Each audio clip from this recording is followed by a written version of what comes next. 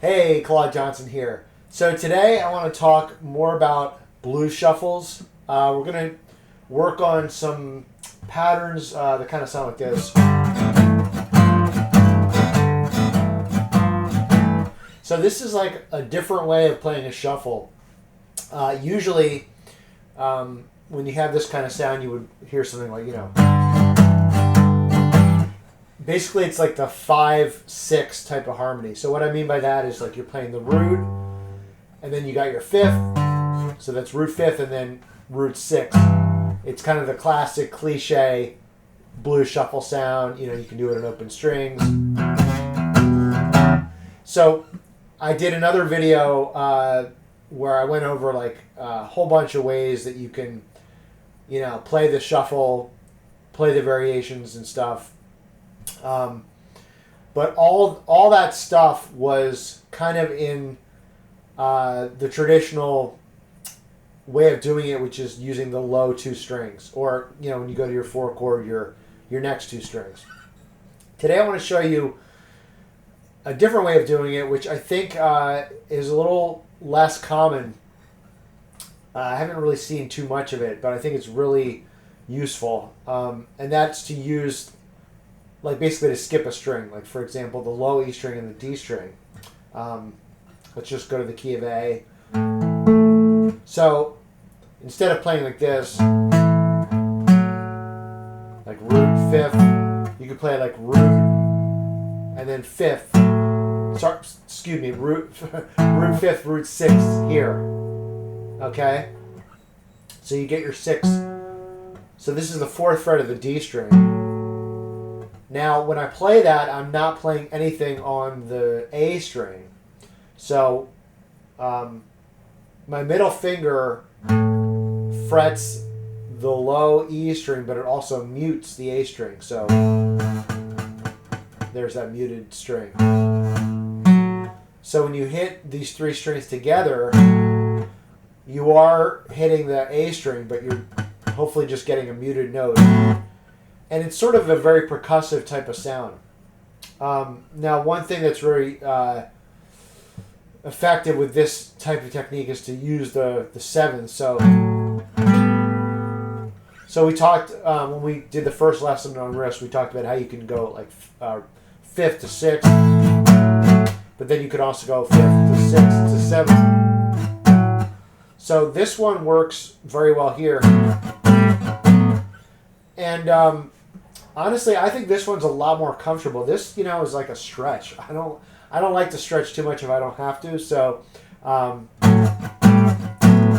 really nice. Now, again, the first note is going to be the root fifth. So, you play that one here. You could theoretically do it here, but that's a different way of doing it. I'll talk more about that in a minute, about why or when you might want to use that. But the basic idea is going to be like this: root fifth, and then root 6, and root 7. Now I'm just arpeggiating it here just to illustrate, but the basic riff would just be, and notice I'm doing those little, and 1 and 2, it's the same shuffle rhythm. So really the and, or the last triplet 8th note, is going to be that percussive.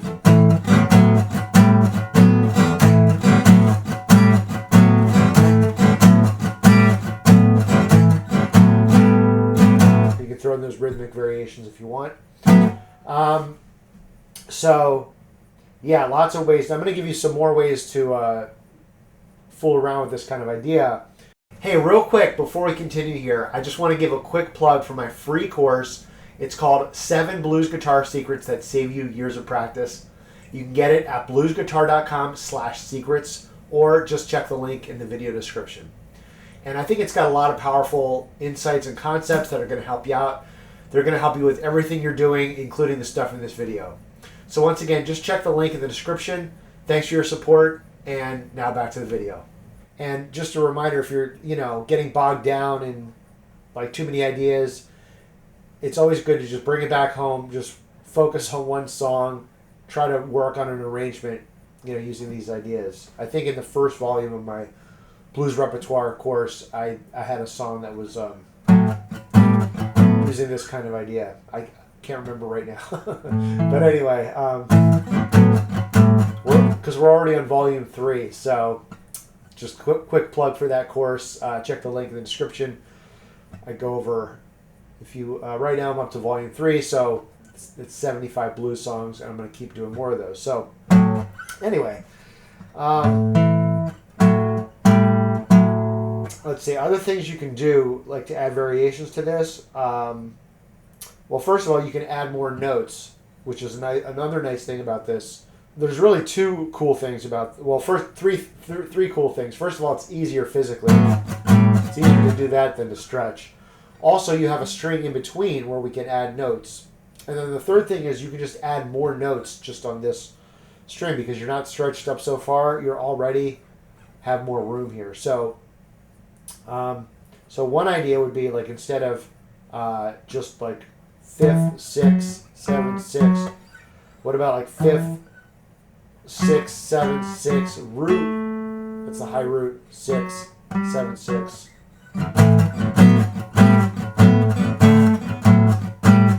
So that's like a little octave shape. So you're going back and forth between that 5th and the octave. So 5th, octave. You could even go even higher up to maybe the 9th. That's up to the G string here on the 4th fret. So like there's so many possibilities. All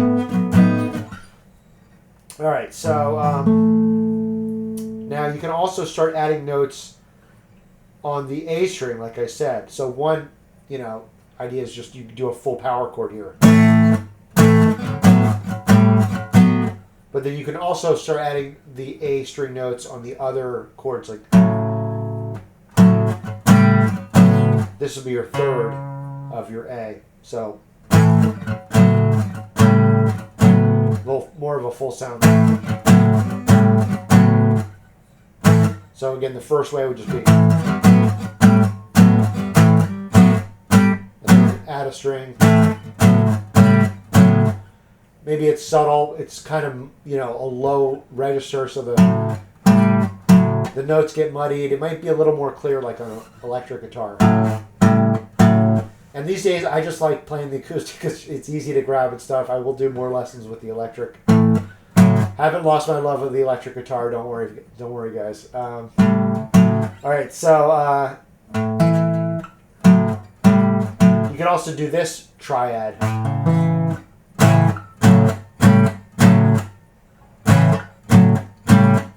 Maybe that's more obvious of the harmony. It's nice because this one you're playing the 3rd on every beat. Also, when I'm plucking like this, I feel like it's a little more articulation on those lower, on the lower register. You can kind of hear the notes a little better, more separation, I guess you could say. We can also do like something like, let's see, I had an idea. Yeah, so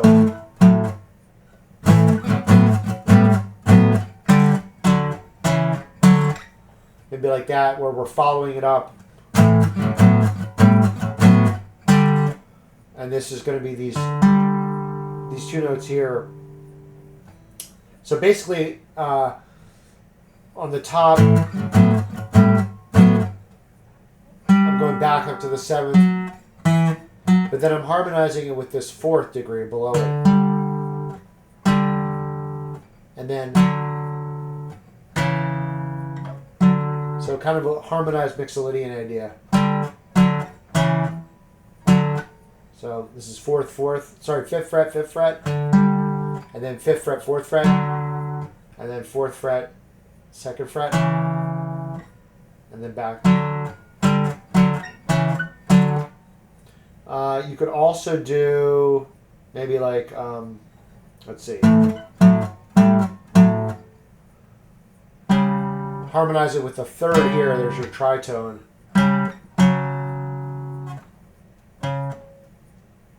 Let's see. Yeah, maybe like that. So combination of like 2-note and 1-note.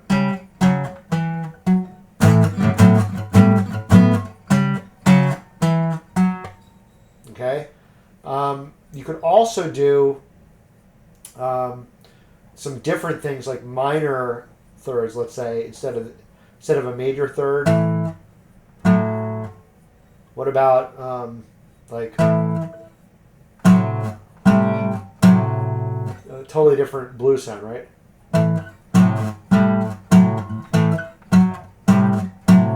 So this would be like that root fifth and then minor 6.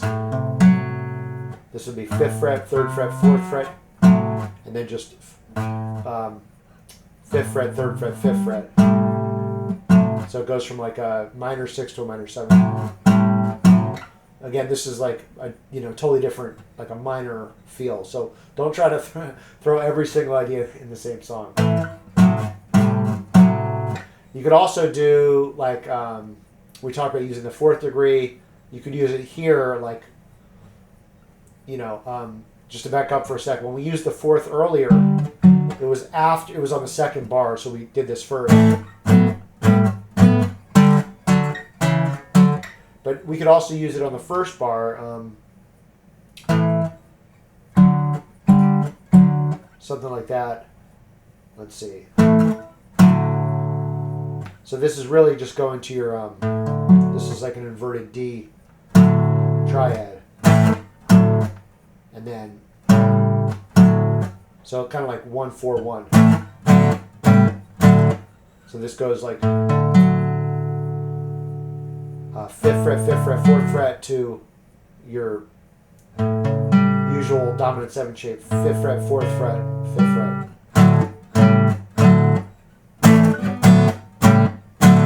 You could also do this, mix and match. That's a nice sound to it. You could also do like,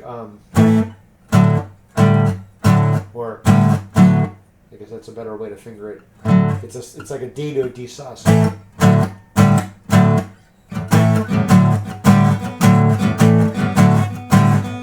then you can mix and match.